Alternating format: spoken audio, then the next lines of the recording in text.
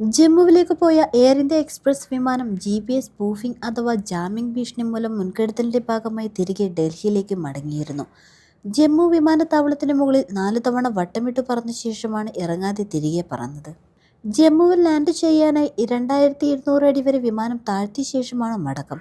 India Pak അതിർത്തിയിൽ GPS spoofing വ്യാപകമാണ്. ഡൽഹിയിൽ തിരിച്ചെത്തിയ ശേഷം യാത്രക്കാർക്ക് മറ്റൊരു വിമാനം സജ്ജമാക്കി. വഴി പറഞ്ഞ് തെറ്റിക്കുന്ന രീതിയാണ് സ്പൂഫിംഗ്. അതായത് തെറ്റായ റേഡിയോ സിഗ്നലുകൾ അയച്ച് വിമാനങ്ങളുടെ വഴി തെറ്റിക്കുകയാണ് ചെയ്യുന്നത്. രാജ്യാന്തര സംഘർഷങ്ങളടക്കം നടക്കുന്ന മേഖലകളിൽ പ്രത്യേക ഉപകരണം ഉപയോഗിച്ച് വ്യാജ സിഗ്നലുകൾ അയക്കുന്ന രീതിയുണ്ട്. സൈനിക വിമാനങ്ങളടക്കം വഴിതെറ്റിക്കാനാണ് ഇത് ചെയ്യുന്നത്. ഇതിൽ യാത്രാ വിമാനങ്ങളും കുടുങ്ങാറുണ്ട്. ഇസ്രയേൽ ഇറാൻ സംഘർഷത്തിന് പിന്നാലെ പേർഷ്യൻ കടലിടുക്കിൽ GPS സ്പൂഫിംഗ് വൻതോതിൽ കൂടിയതായി വിമാന ട്രാക്കിംഗ് പോർട്ടലായ ഫ്ലൈറ്റ് റഡാർ 24 അറിയിച്ചു. ഇന്ത്യയിൽ നിന്നടക്കം ഗൾഫ് മേഖലയിലേക്ക് പോകുന്ന വിമാനങ്ങൾ ഈ പാതയാണ് ഉപയോഗിക്കാറുള്ളത്.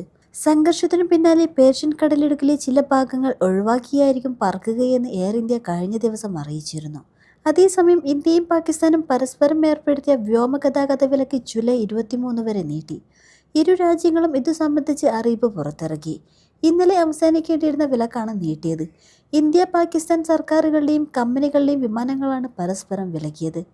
മറ്റു രാജ്യങ്ങളുടെ വിമാനങ്ങൾക്ക് ഇരു രാജ്യങ്ങളുടെയും വ്യോമമേഖലയിൽ ഉപയോഗിക്കുന്നതിൽ വിലക്കില്ല.